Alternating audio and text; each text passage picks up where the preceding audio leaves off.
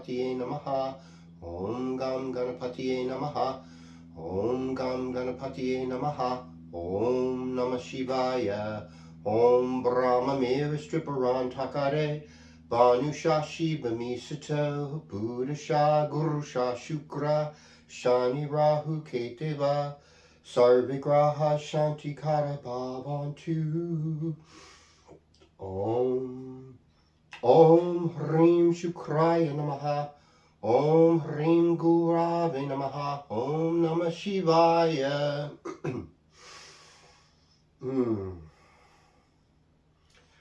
Majestic Lord, Supreme God of the universe, because of your Son, Yeshua, because of all those who proceeded before him, may this be a blessed horoscope for everybody who watches this, and may they be uplifted. Amen. Aho. So greetings, I'm Cosmic Kev, and this is Cosmic Kev 100, your weekly astro video zine. Got a little late start today, but it is a Venus day after all. And you know, when we look at the sky, we'd see the moon in the constellation of Gemini. It's a waxing moon this week, and it's in a lunar mansion known as Mrigashira. Now, by late tonight, tomorrow, it will be in a lunar mansion known as Punavarsu. And Punavarsu is about aiming for your goals, taking time to be back at home, and then going out again and repeating things. And that's ruled by Aditi. Mrigashira is ruled by Mars. And so for today, Friday, you know, you might have just felt a certain kind of edginess, conflict, might have had to do some shopping. It's a deer's head in the sky is what it's symbolic of.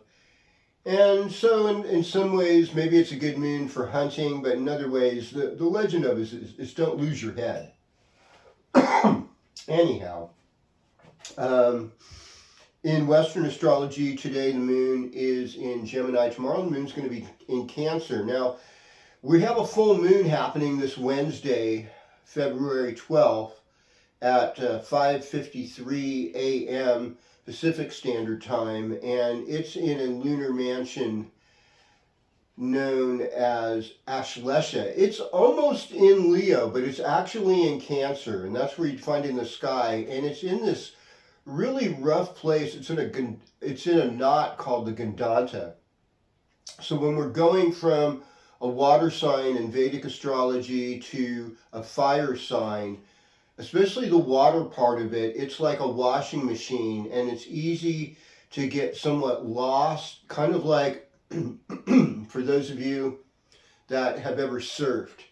And growing up in Southern California, even if you just body surf, you get a big wave, and if it's too big for you, it will knock you down and you will wipe out and you will be tumbling around. And I mean, that's kind of like how the Gandanta is. So it's like really important on Wednesday morning and on Tuesday night in particular. Keep everything as chill and relaxed and stay calm. Don't react to people. Just breathe and relax. This is not the easiest moon. Now, Ashlesha's ruling deities are Nagas, there's snakes, there's certain times of deception, there's some transformation. It's Mercury ruled though, so there is a lot of intelligence. But this is kind of where Mars gets debilitated, and this moon peaks out full just about an hour before sunrise. So it's kind of hard to gauge it completely, and it depends on, you know, what part of the West Coast Pacific Standard Time you live in. You know, if you're in Southern California, well, you're further east. And so, you know, the sun's going to rise probably with the full moon almost, especially if you're out in the desert areas. But for those who are coastal and north of the Bay Area, it's, you know, sunrise will be like an hour and a half probably after the full moon. But just like, you know, go through that Mercury day, that Wednesday, with a sense of peace, and realize that since it's not the knot, it'll be in Leo for most people by, you know, 6:37.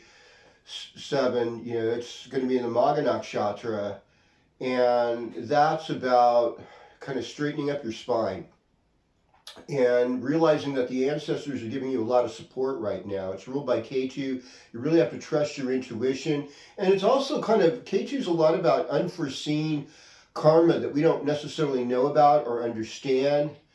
But it is, and it's all about spirituality, just tuning in to the divine and saying, hey, God, I need your help today. This is, help me get through this day. And so that's my prayer for everyone. But beyond that, in Western astrology, that moon will be in Leo.